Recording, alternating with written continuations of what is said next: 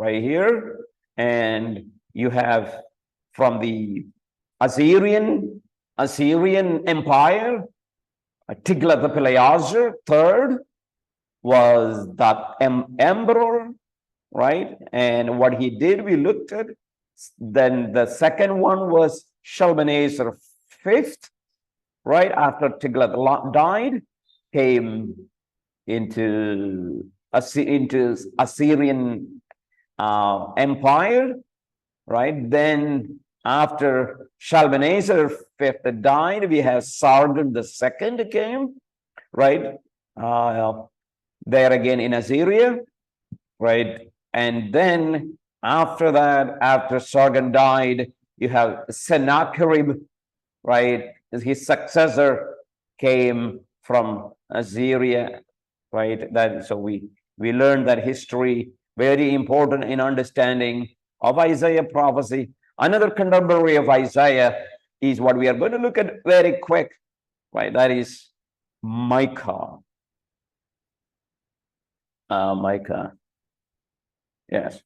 Micah, we are not much issues here in the interpretive issues. We don't have much. So let's look at maybe some of the historical background here for Micah as well. By the midpoint of the 8th century, the same sins that would shortly bring divine judgment against northern kingdom had infected southern kingdom as well, right? Both nations were characterized by greed, oppression, immorality, and idolatry. So like sin pervaded in both like north and south. And the wealthy elite systematically oppressed the lower economic majority. And the nation's political and religious leaders,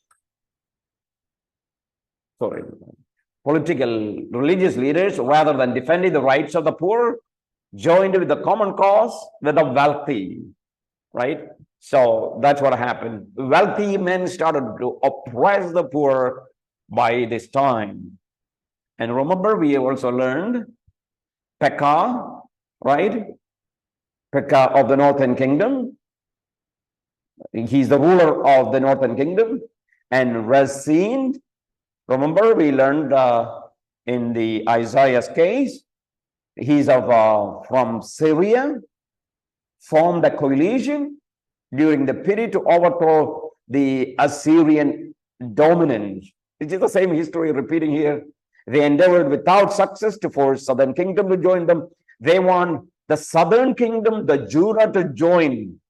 Pekah is there from the northern kingdom. Rezin is there from Syria.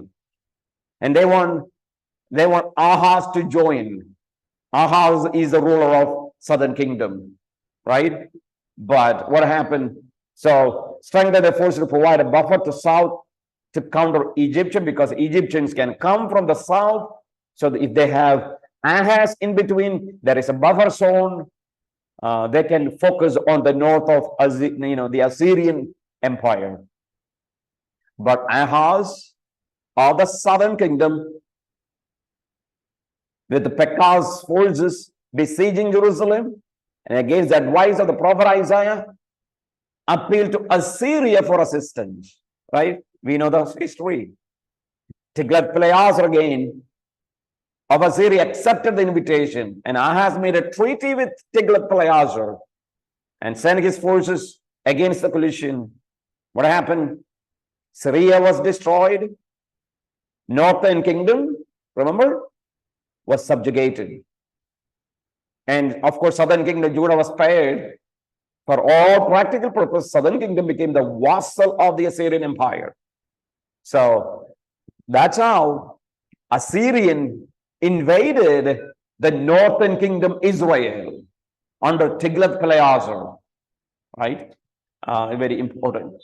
Following the death of Tiglath-Pileser, Hoshea of the northern kingdom formed an alliance with Egypt to overthrow Assyrian suzerainty, right? Now, Hoshea was the leader there when after Pekah is gone, Tiglath-Pileser came and invaded, right? Now Hoshea became the leader, and Hezekiah of the southern kingdom was warned by Isaiah not to join. So after Ahaz, you have Hezekiah is there in this Judah.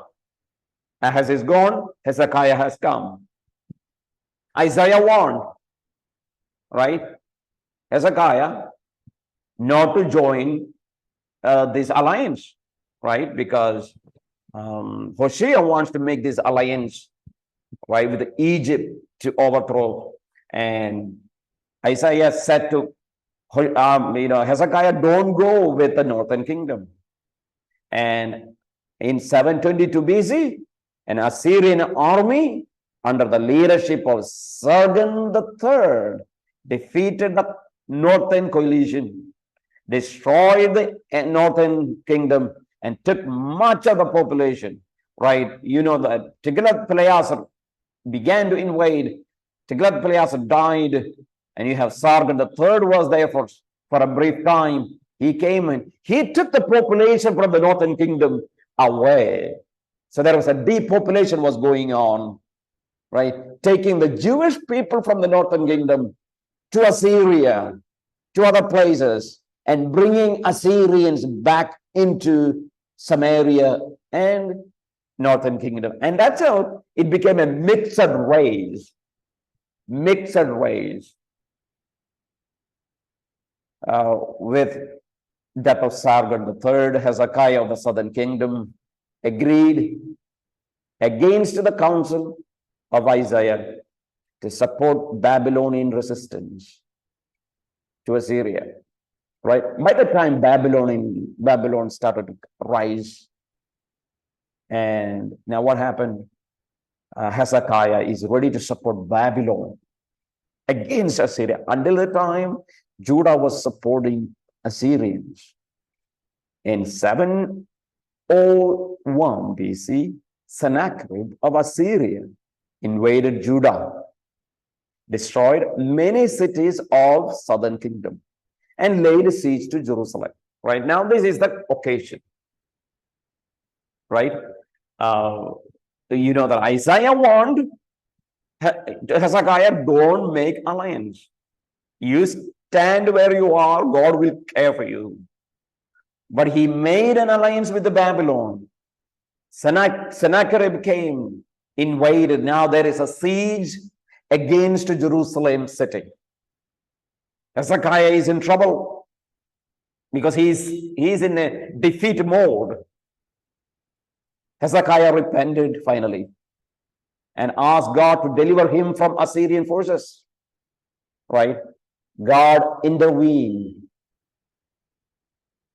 and slew 185 million Assyrian troops. Hezekiah was delivered. Sennacherib was forced to return to Assyria. Right? That is the time. Now, during this time of Isaiah, we have one more prophet. His name is Micah. Right?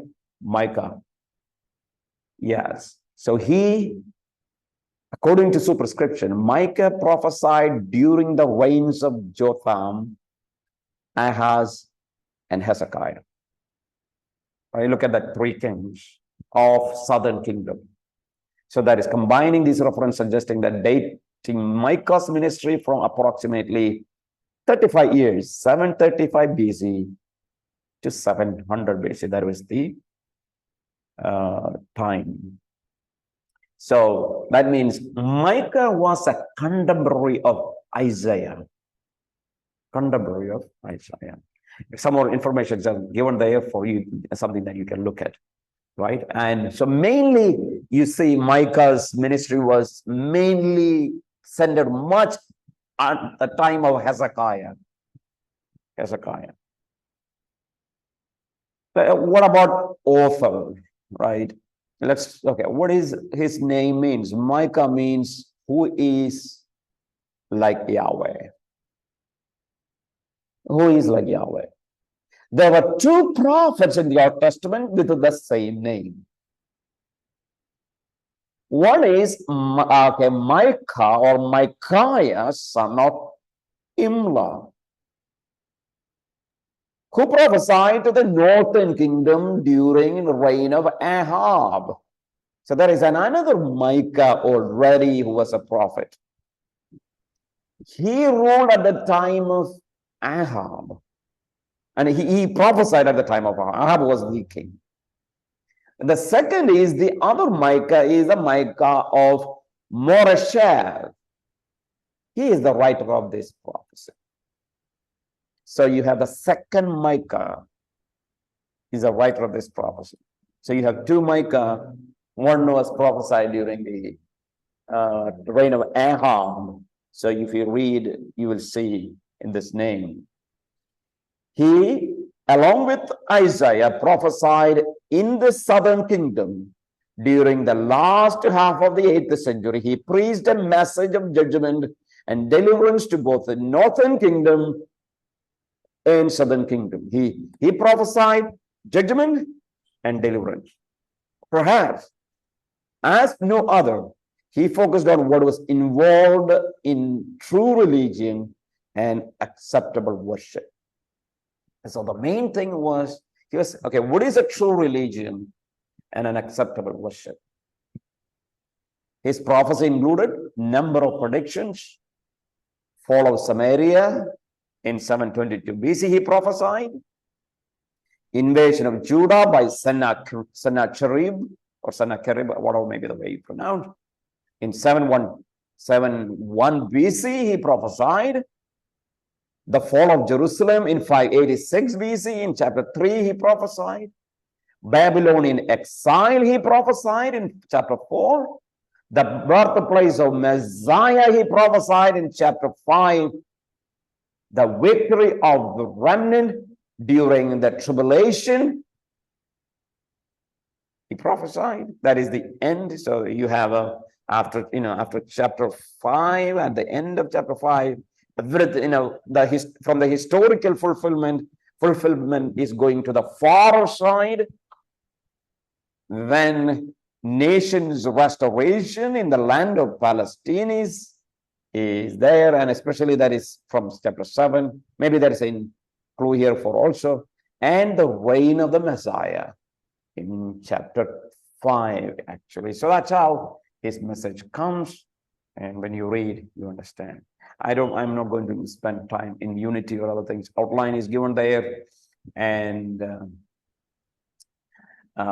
so you can follow the outlines, and there's not much interpretive. I don't think there is any interpretive issues is there here for Micah.